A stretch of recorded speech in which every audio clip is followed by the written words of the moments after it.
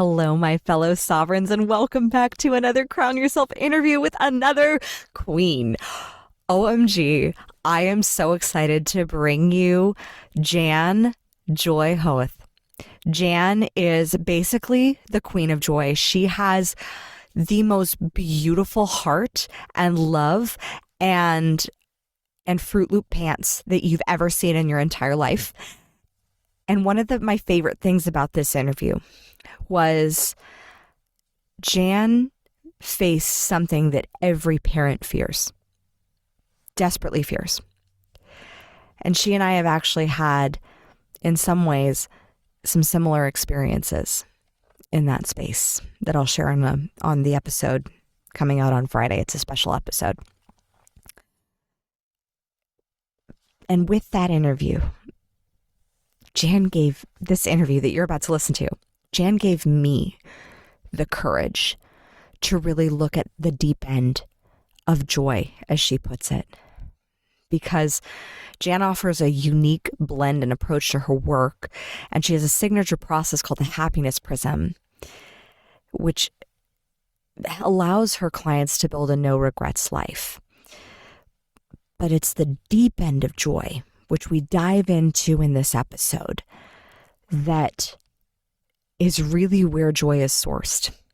Because I've made the joke in to my communication queens that I have been turned down for podcast interviews because they see my pictures, they see how smiley I am, and they're like, she's too motivational. What does she know about pain and suffering or anything like that?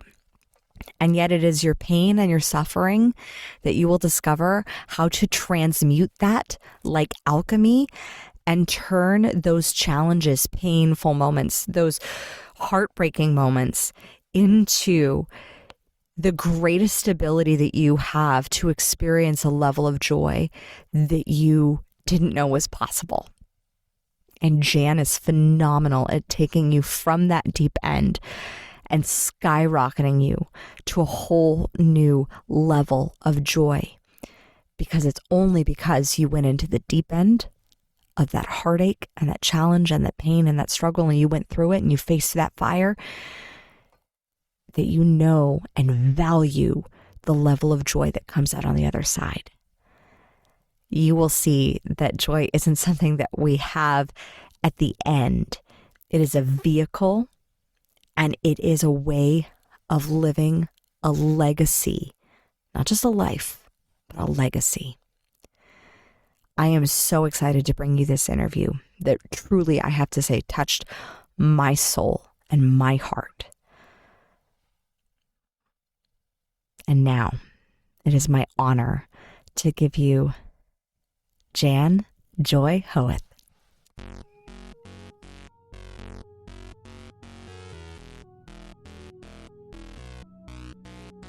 Welcome to the Crown Yourself podcast, where together we build your empire and transform your subconscious stories about what's possible for your business, body, and life. I'm your host, Kimberly Spencer, founder of crownyourself.com, and I'm a master mindset coach, best-selling author, TEDx speaker, known to my clients as a game changer. Each week, you get the conscious leadership strategies you need to help you reign with courage, clarity, and confidence so that you too can make the income and impact you deserve. Imagine this podcast as your royal invitation to step into your full potential and reign in your divine purpose. Your sovereignty starts here, and your reign is now. Jan, I am so excited to have you here and just dive in to the deep end. Of course, the dog barks at this moment because the dog knows. The dog knows that we're diving into the deep end of joy, which means that not everything is perfect, and that's okay. Right. I have a dog agrees. Yeah. I know she is my assistant, I have to admit. So she's probably a little envious that I've blocked her out of the room. But yeah, she's very much an affirming figure in my life. But yeah, we're totally diving into the deep end. And I love that you want to start there, because the truth is we can't have really true joy unless we've allowed ourselves to feel the depths of what I call the not joy. which I encompass in all of the struggle and the frustration and the sadness and the despair and even depression and the dark side of life that we think, is this all there is? But that's where the whole beautiful analogy of a starry night, you can't really appreciate stars unless it's the new moon when there's no other light. Mm. And I think that with that deep end, because I mean, there have been times where it's hard to see the stars, right? Maybe you got some cloud coverage. Right. So yeah. How do you navigate when you're in that space of only seeing the clouds and it's hard to even see the stars of the joy when you're in the depths of the deep end? Well, here's the very honest, vulnerable, transparent truth.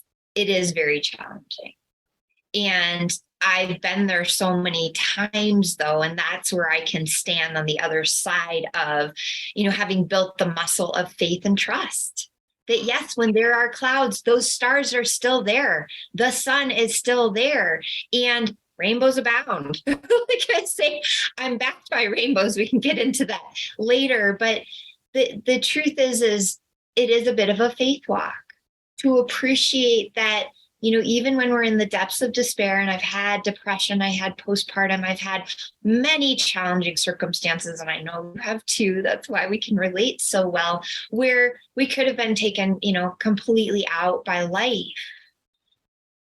But there was always something inside of me somehow, and this is my encouragement to listeners, is that I like to say there is a way to find a little nugget, a little morsel, a little glimmer of hope, and even a little bit of joy, and maybe a little bit of humor, even in the darkest of times. And that's where my story really highlights the fact that I found joy in the darkest of moments. Cancer scare with my son when he was 6 weeks old, tragic death of my mother-in-law when she was visiting from overseas, and more.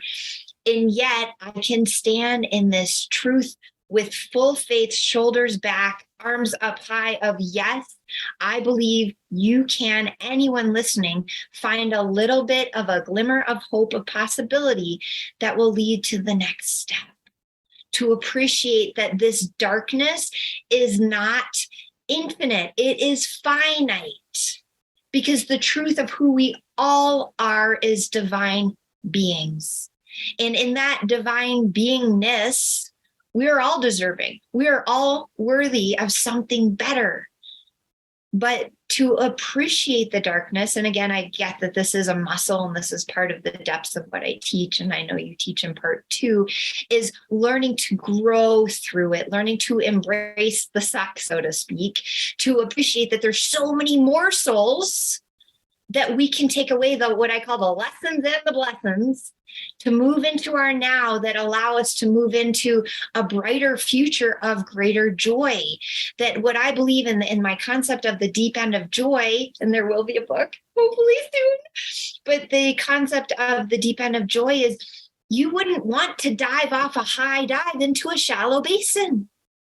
That the high dive of joy, we have to know that there is a deep basin and that depths of whatever challenging circumstance that you may be in even right now or recently being in, or you can look back and consider,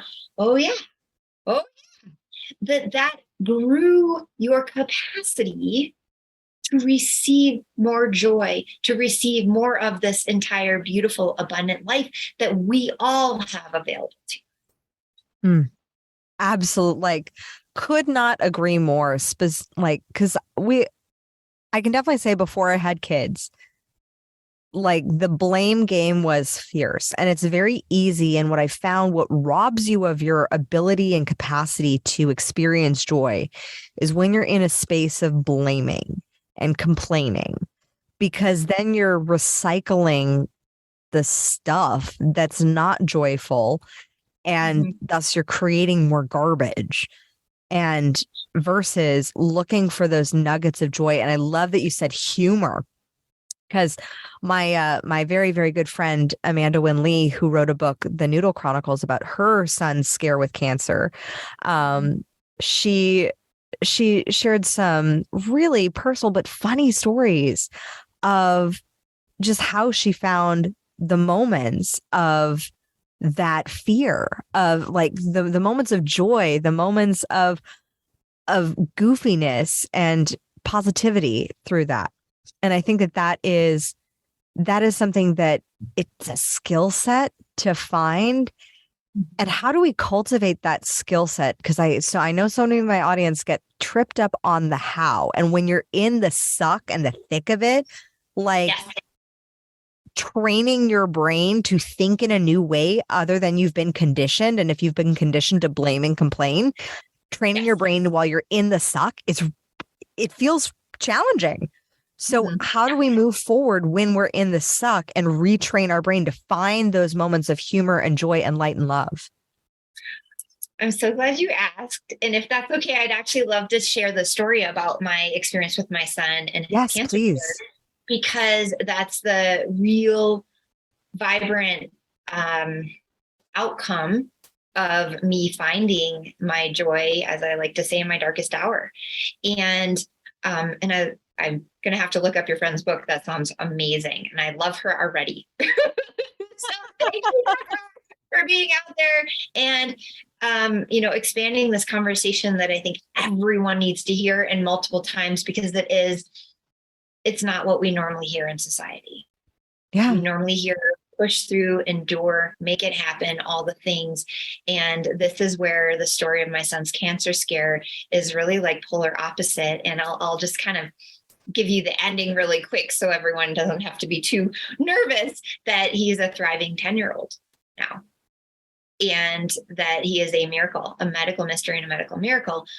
And it resulted because of my joy. Because what happened was, I'm in hospital, like the day before, we knew something was wrong. I'm changing his onesie and there's something up with his arm, but we didn't know what was happening. And so we called the doctor and they said, oh, let's get a film. And then they look at an x-ray, and then the doctor who's looking at the x-ray says, do you want to go to the children's hospital by ambulance, or do you want to drive yourself? And it's like, what?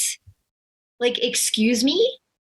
And then the next thing you know, I'm in the cancer wing of the children's hospital with my 6-week-old son. I have a 2-year-old daughter at home with my husband because we can't all stay in the hospital room together. And I got to be the one to stay with him because I'm the breastfeeding mom. And it's the morning after of, it might be cancer. And of course we get admitted late at night, so they can't do anything. We're just stuck to be in our horror moment. And I didn't pack for overnight. I did not expect this. And I'm hungry and I need to feed myself and feed my son. And it's the children's hospital. So I open up the menu, and through my tears, through my upset, through my like, what the heck, I see that I can order Fruit Loops. I see that I can order Fruit Loops. And I'm now known for Fruit Loops, but here's why. The first voice that came to me was like, you can't order Fruit Loops. They're not nutritional, because we all know they're not nutritional for you and your son. But the second voice that came over me that was louder and more compelling, that came from within, said, you're ordering the Fruit Loops because you need soul nourishment. You don't need nourishment for your body. And I was like, oh my gosh, I'm going to order Fruit Loops. And for those 10 minutes, I laughed at the colors and the so not natural swirling in the milk. Yeah. I don't really eat any of this anymore. But even as I was giggling in this moment, just in this moment, my son's giggling in the hospital bed next to me. He's picking up on the vibe of, hey, mama, yeah, it's going to be okay. And for those 10 minutes, I got myself into a better place of feeling. I lifted my spirit, so to speak. But for a moment, I really could feel into the vision and the intention that I had dead set, that was, this is not his end in this life. And this is not my end as his mom in this life. I'm adamant about that. I don't know how, but we're going to get out of here alive. And here's what's going to happen. Well, I call this the Fruit Loop moment because it was spontaneous. I couldn't have manipulated it. I couldn't have manufactured it, but it was a burst of really divine opportunity to see something differently just for a little while. Now, of course, I could go back to worry and I could go back to what if and all the things, but just for a moment, I was in a better conscious state, because joy is a level of consciousness almost to that of enlightenment, where we are clearer in thinking, where we are more connected to our intuition, to opportunities, people, places, things that will serve us, and we're more repellent to things that won't serve us, such as, feelings of depths of despair, like this is impossible and we're not going to get out of here. Well, I like to say I found Fruit Loop moments for the 12 days we were in hospital. And yes, it was 12 excruciating days that I grew this muscle of joy and faith and believing and looking for the joy, even giving myself time to cry and be upset and horrified. But as I continued to find my joy and get in this better space of thinking, I made better sound decisions. I could have honest conversations with my husband of, this is terrifying, and do we get the blood transfusion? That was such a hard decision to make. I just gave birth to this guy. I don't want someone else's blood in him. But you know what? It was the best decision. And we decided that it was magic blood. And then when we had to go in for numerous surgeries because they wanted to test and see what was in there, I could be in a state of faith and believing that it was going to work out for the best, and trust in the doctors and have the tough conversations with the doctors. Because anyone who's been in a medical situation, they say, here are all the terrible things, make a decision. You're like, oh, great. That sounds all terrible. So all this to say, after 12 days of, not Christmas, 12 days of harrowing cancer scare, we actually came out on the other side with a pat on the back saying, we actually don't know what it is. It's a medical mystery. And we unofficially are declaring it a medical miracle.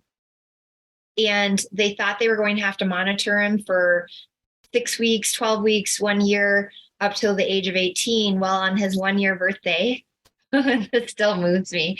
Even the orthopedic surgeon had his phone out taking pictures and said, this is a medical miracle. I don't need to see you ever again. Your son is completely healed and there's no evidence anything ever happened. And we had side-by-side slides of before and a year later. And so my advice to anyone, even when things are darker than dark and hope feels completely lost or almost completely lost, there's little glimmers of humor, like your friend's book. There's little glimmers of hope, and there's little glimmers of, oh, I can't do that. And it's like, oh, that's exactly what you need to do, because it's going to get you into a better place of thinking and a better place of hope. And a little bit of joy along the way. Yeah, we make shit decisions when we're in a space of guilt, shame, blame, and fear. Right. Yeah.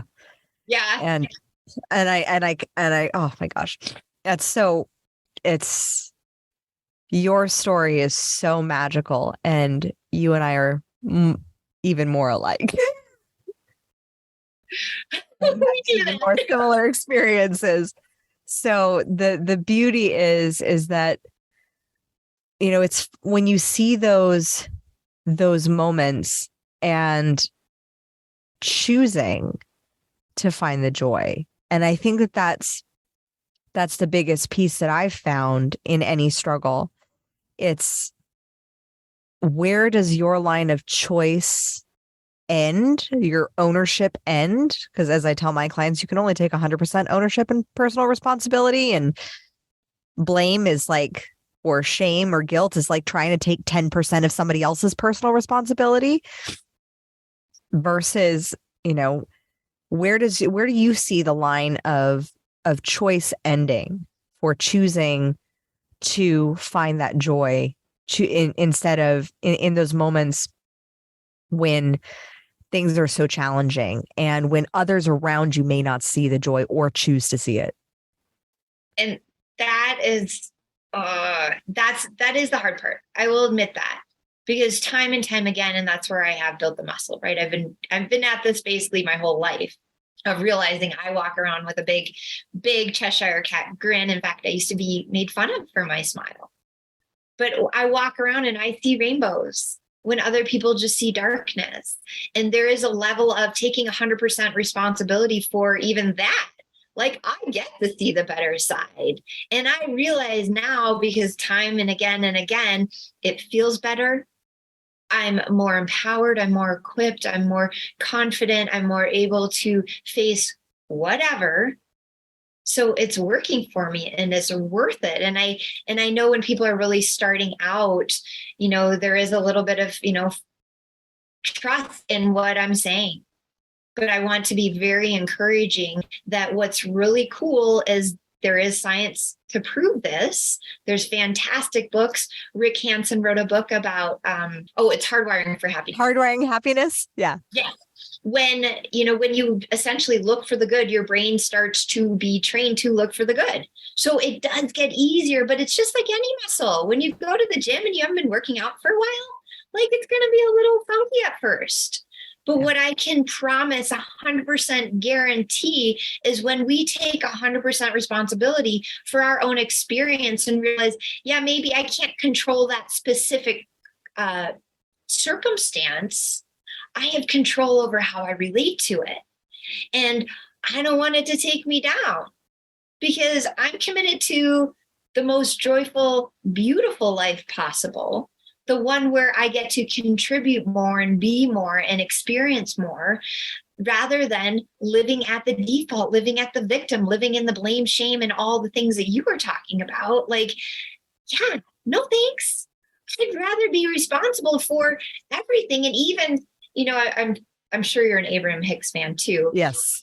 Talking about, there's times where it's like when things are crummy and it's like, oh, I did that. But when things are great, oh, I did that too.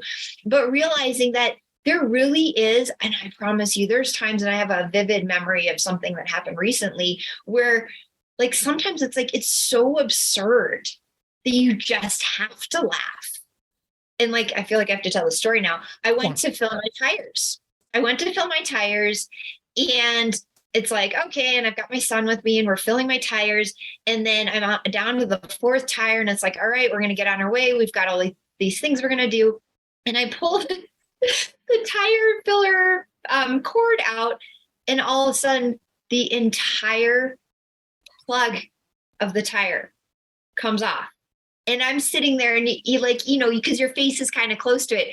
And as the tire's deflating, it's blowing in my face. And my hair is blowing back like a terrible 80s, music video. And I'm like, my son's like near me, and I just start laughing hysterically. And he's like, what, Mom? I'm like, I can't do anything else but laugh here.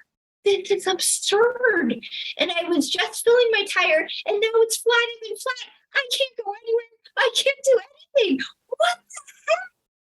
It's just moments. I can't get mad at the tire. I can't get mad at the pump. I can't get mad at myself. I can't get mad at my son. I can't get mad at anything. It's just what is. And so once I had a good laugh with myself and my son, and then it's like, okay, what are my choices? What options do I have to have here?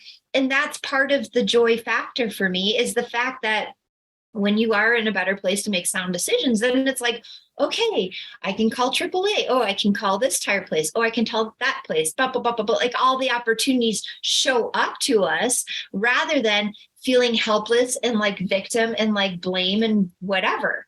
Like, I did nothing wrong here. And there's so many times that I know with my clients too, it's like, you did nothing wrong here. It's just what is. And you get to be responsible for how we go from here. And that level of responsibility results in a certain level of outcome, because I will tell you, I came from that space of joy and possibility. And you know what? I had the tire fixed within an hour. I also ended up having a magical date with my son at the coffee shop while we were waiting for the tire to get fixed. And that was not going to happen anyway. But I was available to the miracle outcome of efficiency and effectiveness that also comes when we are willing to look for the humor, look for the better feeling thought and better emotion to be inside of, so that we don't have to deal with all the stress and the upset and everything else. I literally sidestepped a whole journey of upset. Yeah. I hit humor right away off the bat. Oh, I love that. It's so interesting because it just reminds me of literally so many little things, like all those little things that used to like niggle at me, like or piss me off. And I think as you evolve, and one of my mentors, James Wedmore, said this. He's like, the problems that I'm handling, and I'm saying it as him, he said, the problems that I handle on a daily basis would make most people who are just in the starting phases of their business like freak the heck out. And I think that that's something that I've noticed as I've gone through my journey with building a business and having 2 kids and now moving this current season over these past couple of years. It's been a quite intense season. I know it has for many people, but it's created a lot of change and looking at, little problems. Like just yesterday, I had, I was going to find the joy in our move. And I was, instead of being here during our open houses, I was going to, because our house is up for sale at the beginning of next month. I said, I'm going to take the kids to Legoland. And I was so excited. I was going to get on and take them to Legoland. And my instinct just said, just check your bank account. And I went and checked my bank account. And it turned out somebody had hacked my bank account and put on heaps of fraudulent charges. And I was like, well, fortunately, I still have the money to go to Legoland. And like, I know how to deal with this, but it was like dealing with it was just so silly and ridiculous. But in the past, I was like, I reflected on my journey where that would have brought me down. That would have, why? And I would blame me, and I should, all the shoulds come in and, blame them. And how could somebody do this to them? I'm like, somebody made a very stupid karmic decision that I don't have control over their karma, but I know what karma is, and it's not going to be nice to them. So I'm just going to do what I can to handle it, take personal responsibility, do what I can, fix it, move on, done. No biggie. But it was like, when you think of those little things, and I know you work with a lot of high achieving women who are at that state of being so burnt out, so overwhelmed, they're so not in a space of joy. And do you find that it's those like little niggling things that they're either avoiding or that pop up consciously or unconsciously that they, that come into their life? That I always like to say that what is unconscious manifests unhappily and what is conscious manifests happily. So looking at those things, but do you notice it's those little things that just kind of like tip somebody over the edge? Absolutely. Well, and that's, the classic symptom of someone who's been ignoring for a long time. Yeah. What I say is their joy and what is really calling them. And like, kudos to you to have the and. Like, that's what I'm a stand for. And that's what I work with my high achieving women leaders around is like, you handled the bank account issue and you went to Legoland. Like, I'm all about the and. Like, you're not going to give up. Like, you were clearly adamant of having meaningful moments with your kids. And you had that and you handled the necessary factor. And I would be willing to wager that it's because you were in that joy state that you got that whisper of, hey, check that bank account. Yeah. Because that's the state where we are in a more peaceful alignment with ourselves, that we get those whispers that it's like, it wasn't clearly what you were planning to do, but you heard. Because the thing is like, there's whispers all the time. It's just whether or not we're available to them. But back to your question, absolutely what I found with my women is they've ignored the joy piece for so long that they're not as intuitive, and they think they have to push through and struggle through because most of them bootstrap to where they are. I mean, very few people actually were born into wealth and know how to handle it ongoingly at a high level. So all my women have worked really hard to get where they're at. And there's this certain level of like feeling like they still have to hold on, that they won't necessarily be able to reach for the joy piece too. And this is where I want to, and I'm using you as a beautiful example of you can have both. You can protect and preserve what you built and created, your bank account, right? Yeah. And then you can still have that meaningful joy moment with your kids or with your spouse or with yourself. The thing is that those little pieces I found with my clients, it does push them over the edge because it's one more thing. It's that straw that broke the camel's back, so to speak, that they're at their wit's end, that their capacity for joy is so shrunk that we have to kind of start at square one to build the joy and faith muscle of, yeah, it's going to be okay if you take time off to go take care of you and your joy, and you'll be able to come back and be more empowered around and more powerful in creating more wealth or success, impact, or whatever that influence piece, that leadership piece that they're up to. So ultimately, yeah, and I'm sure like your clients too, it's so fascinating how those little things can just take someone out. Yeah. And realizing those are the beautiful, meaningful moments that we can flip the script. Oh, and I love that you said flip the script, because what I've seen is it's so often the language of how someone is languaging and gauging their problem and their own capacity and their own potential.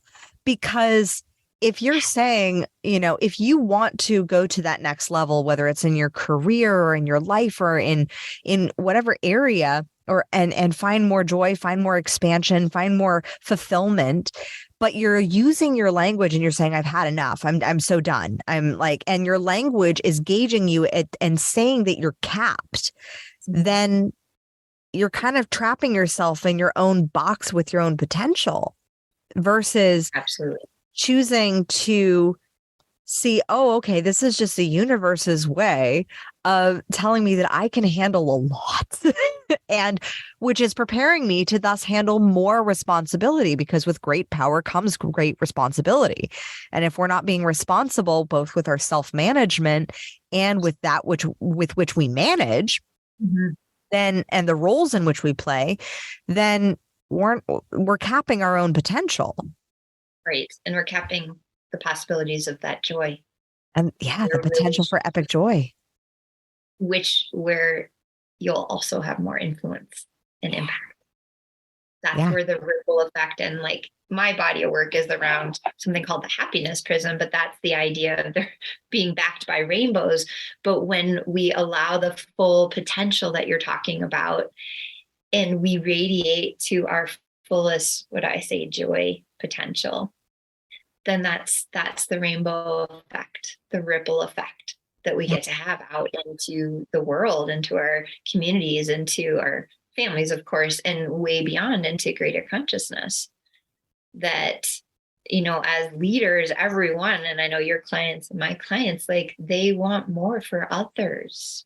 Yeah. Right. We can only do more for others when we be more for ourselves first. Yeah.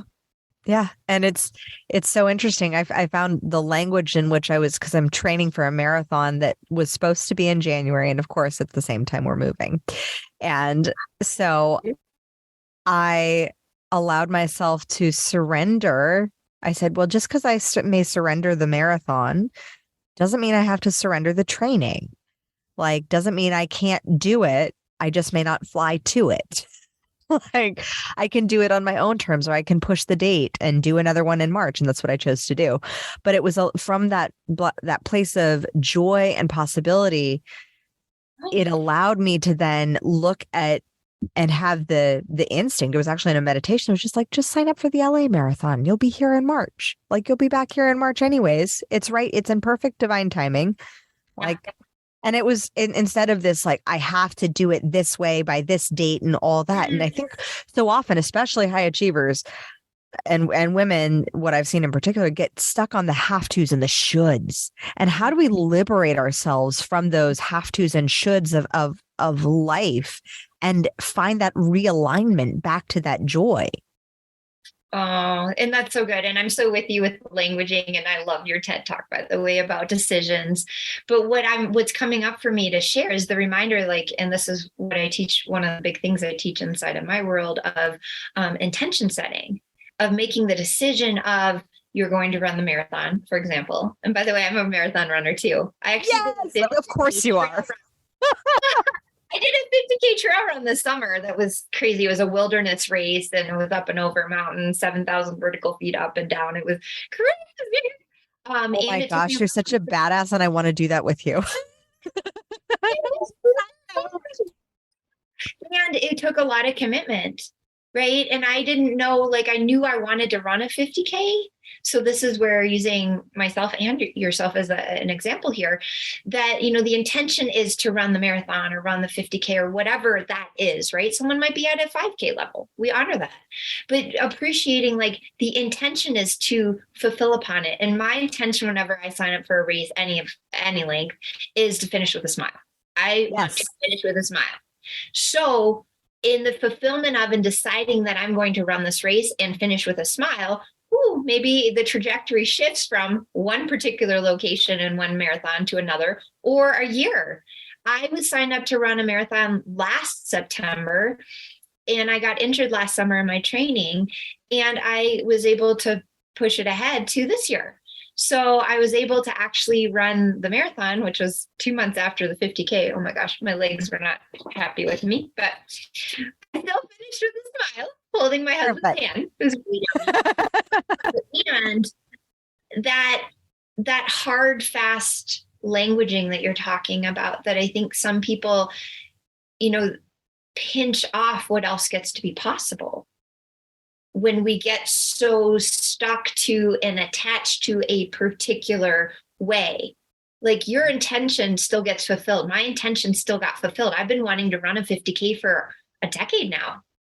But I knew that timing was of essence and it was going to take a lot more training than I've ever known. So I gave myself space and girth around that. And I think that's some, you know, loving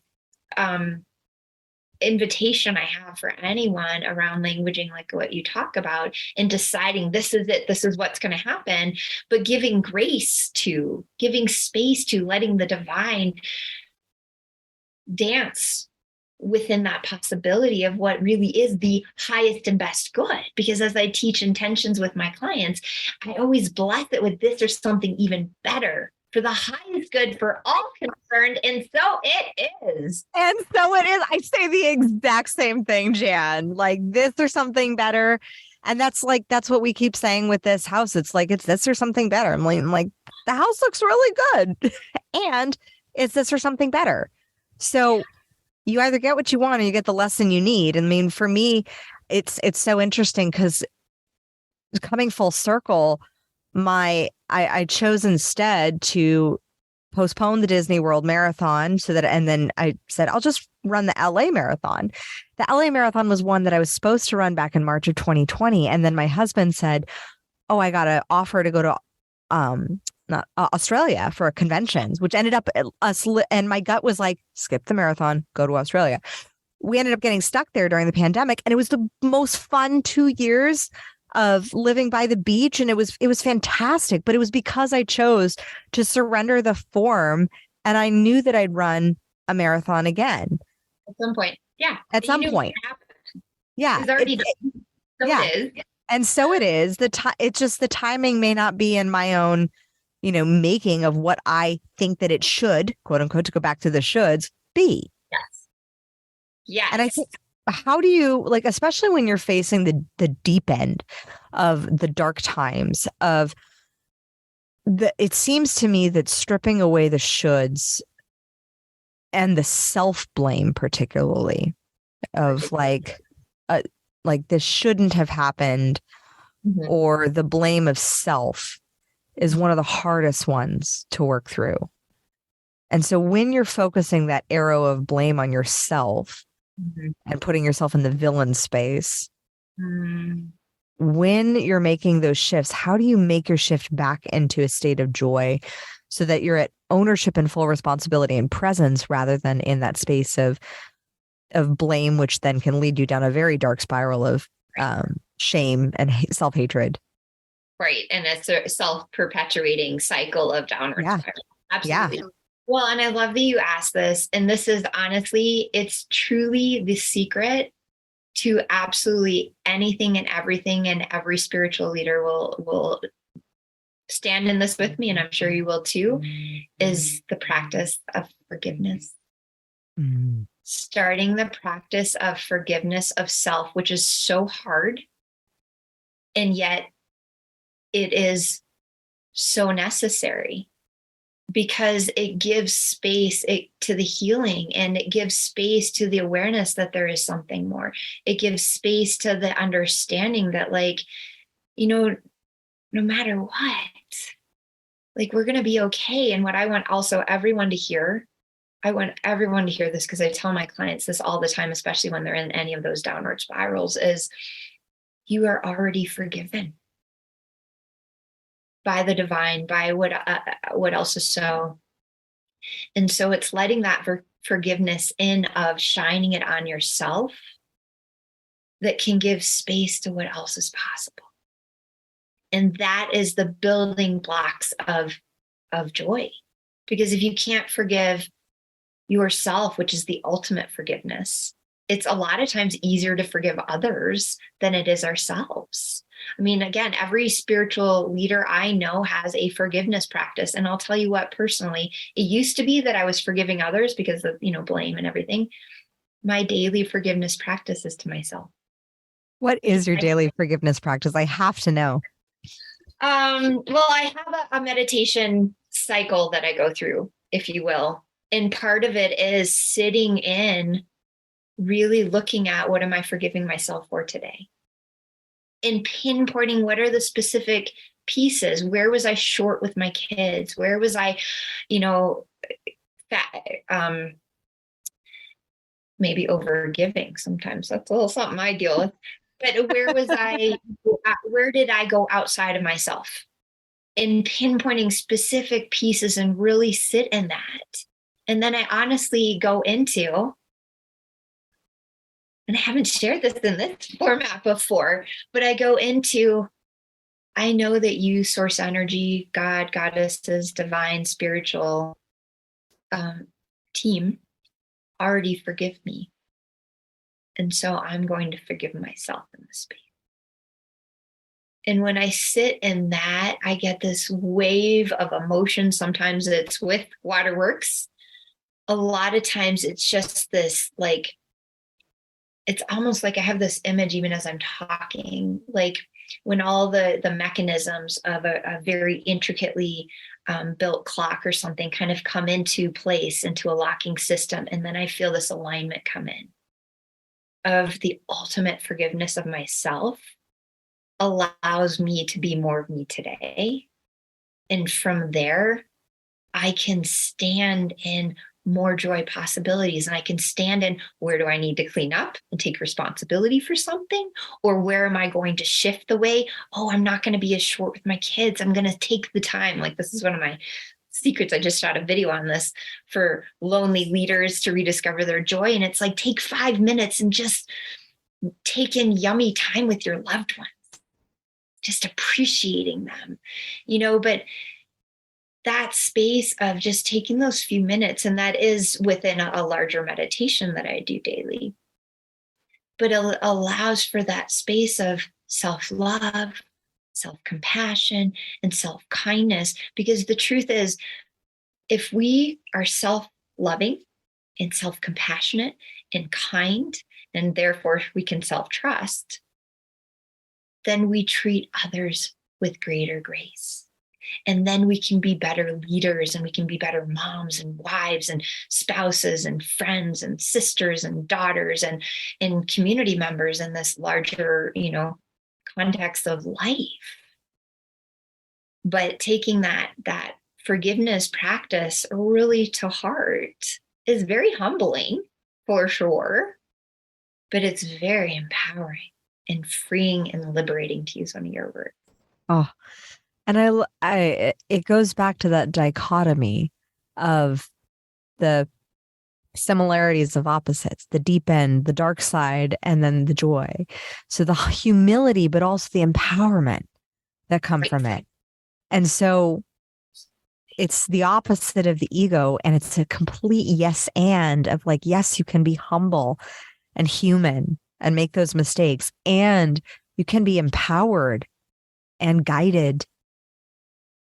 And I love your forgiveness practice, and it's very interesting because it comes right on a moment that I had with my son, and it was literally last night, and he just had a 5-year-old moment dealing with change, and after a while, and he calmed down, and I said, you need to forgive your brother. I mean, you need to ask, say you're sorry to your brother, but you also need to forgive yourself.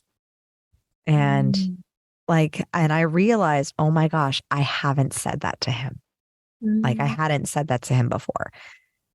And practicing and remembering to practice that art and piece of self-forgiveness, because it was something that I personally struggled with for years. Like I was very skilled at taking on everybody else's, blame and blaming myself and taking more responsibility than my 100%. And I know that you came to this path of joy and spiritual awareness not easily. I mean, you had some pretty big struggles with your mom, and then as a professional skier. So can you share a little bit about the path that led you to unlocking this level and depth of joy that you have? How much time do we have? Got time. Oh my gosh. Yeah. And by the way, that's such a gorgeous story with your son. Like, again, what a gift. Yeah. Right. We don't even know the full effect and ripple effects, but we know, like, it'll be amazing that he has that gift. And I always, have the same experience with my kids who are a little bit older, but just, it's so yummy when you can see that kind of wisdom that we've learned is landing for them a few decades earlier. Oh my gosh. But yeah, I mean, you've provided me a gorgeous space to share a bit more of my story. Oh my gosh. I mean, joy just it's been everything for me. It's helped me obviously move through, a cancer scare with my son. But if we back the timeline up further, I mean, I was a 16-year-old with deep depression, lost my identity. I was a swimmer, and then I was not, because I had dislocated my shoulder, reconstructive surgery, didn't know who I was. And the opportunity came to go to Germany as an exchange student. And that seemed crazy, but then the special person, and we all have these angels, people that are just random people, it seems like, air quotes, in our life that provide us with an opportunity. And this was a German substitute teacher that said, I think you ought to apply for this scholarship. And a light bulb went off and opened inside of me, and I poured myself into the application. And long story short, I ended up getting the scholarship and went to Germany as a 16-year-old. But what that was what I see was a playful future, a joyful future to step into. It took me far away from this identity of swimmer or not, from this town that I was living in and everything. And it let me go try something new, be something new, and experience something new. And that was, I would like to say, my first real spiritual awakening, that there is so much more to this life than we can even imagine. And that was, the first kind of big stone of awareness and faith building of, wow, if I follow my joy, everything works out. Well, fast forward, I'm graduating college, and I had studied German. I had another year in Germany, and I had this awesome corporate job offer in Germany that my dad was awesome to help set up. And I also had started professionally ski instructing, and I had opportunities to go ski instruct in the Rockies. And I was sitting with this decision. Do I follow the corporate job with a great payout and, all the awesome hoo-ha of living overseas, fresh out of college, or do I go ski instruct in Aspen? And I sat in that moment, and actually the vivid moment was I was sitting on my childhood bed and I was called to look to the side, and on the wall was this poster of a skier that says Aspen underneath. That I have been sleeping under this poster for years. And I went, oh, I know my answer.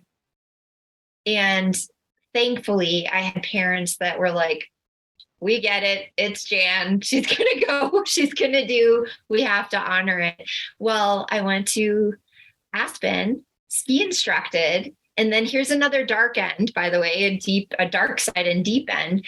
Partway through the season, I broke my collarbone. And I was so bummed. I missed the first part, like a big chunk of my first season as an Aspen ski instructor, and I'm loving it. And life is awesome. And here I can't ski for 6 weeks. Well, I got back on the snow and I was complaining to one of my Australian colleagues. And he goes, why don't you come teach with us down under? And I was like, yeah, why not? So I followed my joy to Australia. And what was crazy is at the time I was supposed to go, and I have a feeling this is your story too. I was supposed to go with a couple of other people. They all bailed. I went by myself halfway around the world to go ski instruct in their, in the Southern hemisphere, our summer, their winter. First day of ski school, I meet this very lovely Australian man who is my now husband. That is awesome. I too met my husband on a night that my friends bailed on me. Right? And I was like, screw that. I'm going. I don't care if I go by myself. Right. And so I think that that's such a testimony of being able to lean in to your own internal compass when it comes to making a decision.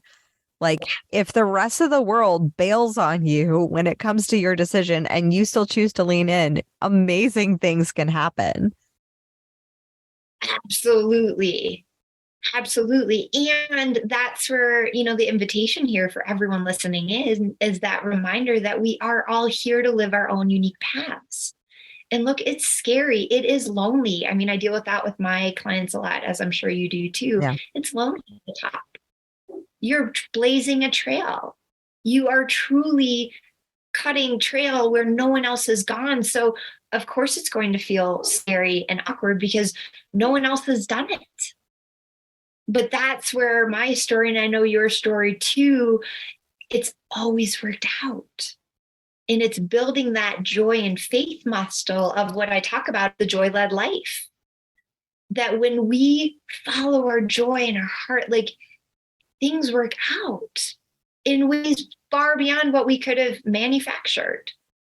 And kind of back to weaving some of the things we talked about, of having the intention of running a big race or, building a business or whatever, moving house, whatever, but giving way to the something better, giving way to what else is possible. Like I could not have manufactured that I would meet my now amazing husband by following my joy to go to Australia. And I mean, I remember vividly, it was scary buying the plane ticket. It was scary committing. It was scary, like thinking I should have a proper summer job and going and playing in Australia instead, but following through on, the ski career, which now, I'm not formally ski instructing anymore, but I did get to the level of full certification professional ski instructor.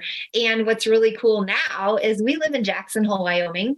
I have a relationship with the Jackson Hole Mountain. One of the owners, Connie Kemmerer, who is huge into mindfulness. She spends time with His Holiness. We have created, and I am the lead facilitator of a mindful ski camp where I blend, it's ski and snowboard, by the way, where I blend my skill set of having been a ski instructor and snowboard instructor into the experience of mindfulness. And of course, the outcome is joy. But all these things were all the bits all along, like all the dots I can connect now of I couldn't be here. I couldn't be leading. And we're getting into our 4th season of it. of having this mindful ski and snowboard camp of Jackson Hole, which is unprecedented, that the only way I was able to really fulfill her vision was because I had this plentiful, bountiful, colorful background as a professional ski instructor, where I know we've talked about offline, I can hang with the boys. Yeah. And I always have had to with skiing, because it is, there is some, hardcore levels that we hit in skiing, that it's only when, you really put your heart and your mind and full commitment into that, I can ski a double black and not be shy about it. I can drop a cliff and not be shy about it, because I put the time and effort and energy and, built to be a badass. I can certainly say I've never dropped a cliff. Bungee jumped, yes, but dropped a cliff, no. That sounds terrifying, but awesome at the same time. Right. But it's also mindfully done. It's not just fucking off, hurling off. And that's where I also want to encourage everyone listening to, this level of joy I'm talking about. It's a muscle that's been built. The capacity of my joy and your joy too has been built over time, so that I can mindfully leap off a cliff or the high dive and know that I can land it, because that deep basin has been built over time. Self-trust, trust in the surroundings. And what we do in the mindful ski camp and snowboard camp is we get into mind, body, spirit, and nature, which is a really cool, because I'm all about the embodiment of joy. It's just not just, and I love getting to talk about it with you, but what really excites me is getting into it. Yeah. And that because words don't teach, Abraham Hicks. Yeah. Actions speak far louder than words. Right. Action speaks louder, but it's experiences that teach us. Yes. Oh, that felt really good. Oh, that didn't feel so good. Oh, that felt really good. Oh, that didn't feel so good. And that's also part of this joy in the deep end. Is it's not just talking about walking the scary experience. It's actually getting in there, making the tough decisions, following through, following up, and standing fully in what else gets to be possible here. Oh, I love that. Jan, you are such a joy and a gift. And I have loved this conversation, and I would love to pivot into some rapid fire. Are you ready? I'm ready. Time to hang with the big boys, or big. The queen bees. Time to hang with the queen bees. So, who is your favorite female character in a book or a movie, and why? Well, what's coming to mind, because I'm coming off of a snow conversation, is Elsa.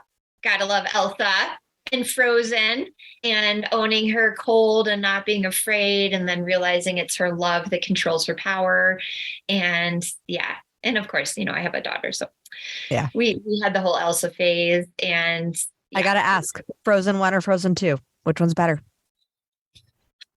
I'm kind of a classic fan. I appreciated hearing how it continued, but there's just something still magical that it was the sister that was the heroine.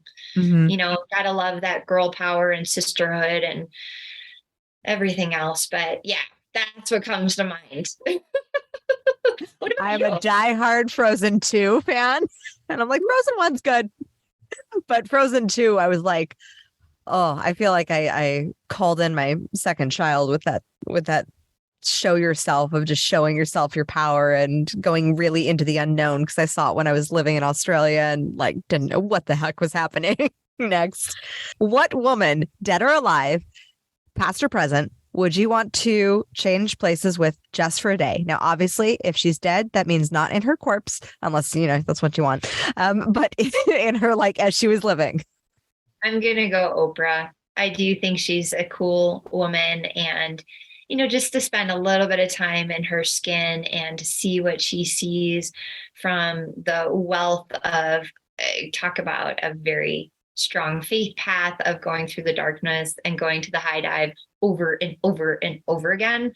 I just think it would be pretty magical to experience a day in the life of, just for a little while, from her world. Like, of course, she's my, also one of my wishes that I'd love to sit on her sofa or be on her Super Soul Sunday or something. I know you would too. Oh, yeah. But like to be across from her, but actually to be a day in the life of, it feels pretty awesome too.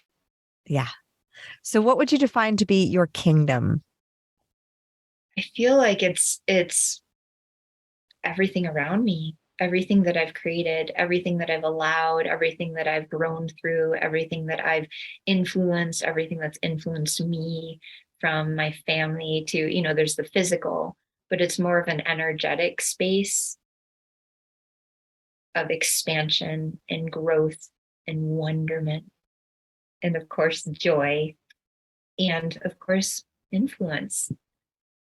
But it's definitely a freedom and feeling first. And it's also held with reverence and appreciation that I get to. I am the one to. And from there, be the mom, be the wife, be the sister, be the client, be the mentor, be the thought leader, be the podcast guest. But a sense of regal reverence and authority, matched with all of the humility we've talked about too, of wow, this is precious and this is something to behold. But I can also hold it with gumption and audacity. And that's what I'm doing too. Amen. So what is your morning routine, to bring this down into the physical plane of like tactical habits that sets you up for success? Right. Well, this is joyful day. Joyful day. Well, and this is definitely what I teach actually in my group program, Fueled by My Joy, because it's all about setting up the joy muscle, which is that particular program's 100 days, but it's so that we build this muscle. But my routine involves the 3 sides of my happiness prism, which are play, peace, and progress. So I've got to do something playful every morning, and it doesn't have to take long. And obviously I have a whole program journey around play, but the really succinct version is doing something that brings you joy. Joy as I call play as joy in motion. No other agenda, but get me in my joy. It might be have a little snooze. It might be get up and have a dance party. It might be go sit in my hot tub when the snow is falling outside and connect with nature that way. And or it might be, connecting with spouse or kids or whatever, but a little bit of play, or it could just be having a nice cup of coffee. Peace, which for me is usually meditation, but I know not everybody's into meditation, but it can just be having a couple of breaths. It can just be laying peacefully and just being aware of the body and surroundings. It may be prayer, it may be journaling, but doing a little something in peace. And then progress. Progress is usually movement for me. Sometimes play is movement, but progress I require for my clients and myself is some kind of movement to get the heart pumping, to get the body moving, to get the energies flowing. And then kind of a second part of progress is usually taking care of that one action that, like, if I just, it's the big domino. I know you've read that and I'm sure your readers had, right? The one thing, like, what's the one action I can do that will set me up for greater success today? And it's usually like the thorn in the side action of write that email or, do that thing, business or, personally, that I know if I get that done, I'm going to feel so much better. Yeah.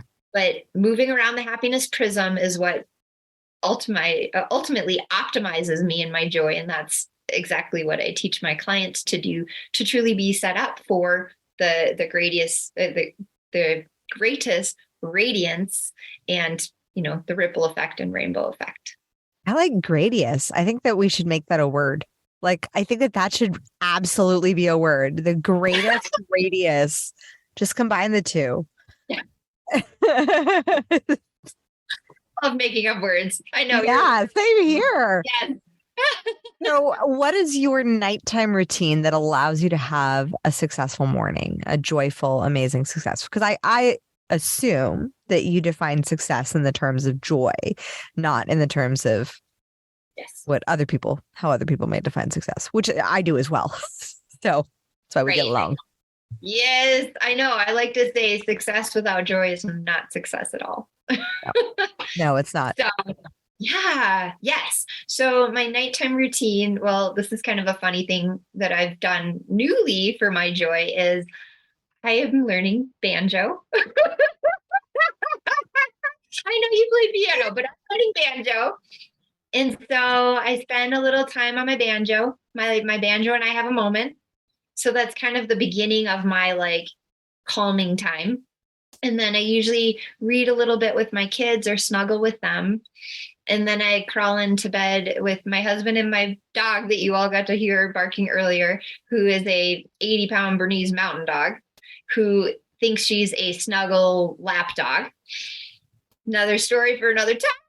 But I crawl into bed with my journal and I go into spending a little bit of time of journaling about what I'm thankful for out of my day, kind of capturing what are some of the things I need to know for tomorrow so I don't go to sleep with them swirling. Yeah. And I set a nighttime intention where I tune into, and I believe, and I'm sure you do too, that there's things that happen at night that even scientists can't prove. But it's actually a powerful time for our subconscious to lock things in. So I journal an intention of, I intend to receive answers on this, or intend to receive healing around this, or I intend to release any non-serving energies. And then, of course, always finish with this or something even better for the highest good for all concerned. And then close the journal. And then sometimes I read a novel that is fun, that is fun to go into another world around. And your kids aren't there yet, but I have some books for you when you get there. Oh, yeah. Yeah, absolutely. But sometimes it's fun to read a book about something in another world just to kind of go somewhere for a little while. And then I do close my eyes and just take a couple of breaths and have kind of a mini nighttime meditation as I drift off to sleep. Oh, I love it. Beautiful. And lastly, how do you crown yourself? Ooh, that is a good question. And I feel like I'm giving a little insight into one of my programs, the Queen Joy program. Ooh, yes, please. Energetically, I tune in meditation. And I imagine my higher self reaching her beautiful hands down and placing a crown atop my head.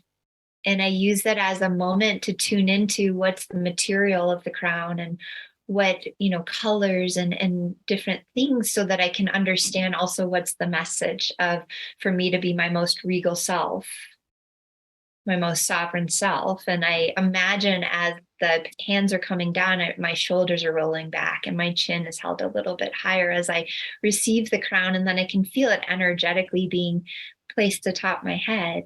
And then I thank her for being here and placing that crown. And then I move on to the rest of the meditation. Jan, I love that meditation. That's so beautiful. Thank you for sharing that with us. How can we work with you? I know you've mentioned a few programs that you have. Where can we find you? How can we work with you? Tell us all about where to get more joy with Jan. Well, the easiest is probably ping me on my website. It's janhoath.com. So JANHOATH.com. And through there, you can book a chat and we can have an exploratory call. Because actually, my flagship program of Joy the One is a journey of transcendence from who you think you are to knowing who you're meant to be. And I am truly honored to take amazing, beautiful souls like these in your audience through a journey of self-actualization. And so again, probably the easiest way is ping me on my website, but you're also welcome to email me privately. I would love to connect if there's anything that I can do to be a contribution to you and your joy, because the more joy in this world, the better. Amen. Yeah, but my email is jan@janhoath.com. So, and I'm on Instagram and Facebook as well. But thank you. This has been so good, and I would just be so honored to contribute more to anyone in any way. And I really thank you for hosting this beautiful conversation of Queen Bee ongoingly. And I want to thank all of the listeners who have been tuning in and letting us riff off each other, sharing, our own insights and anecdotes of really how great this wondrous journey of leadership can be when we show up for all of it, the darkness and the light. There's so much to behold and to be experienced, and there's more to come. It's infinite. The best is yet to come, my friend. Indeed. Oh, Jan, I have loved this conversation. And if you love this conversation, be sure to take a screenshot of it and share it in your Insta stories, tagging both me at crownyourself.now and Kimberly.Spencer, as well as Jan and her Instagram, which will be in the description below, so that you can share your big takeaways. That's like the biggest thing that I love seeing from every single one of you. And beyond that, as always, my fellow sovereigns, own your throne, mind your business, because your reign is now. Thank you so much for tuning in today. If what you heard resonated with you, be sure to subscribe and start creating a bigger impact now by sharing this with a friend. Just by doing that one simple act of kindness, you are creating a royal ripple to support more people in their sovereignty. And if you're not already following on social media, connect with me everywhere at crownyourself.now for more inspiration. I am so excited to connect with you in the next episode. And in the meantime, go out there and create a body, business, and life that rules. Because today, you crown yourself.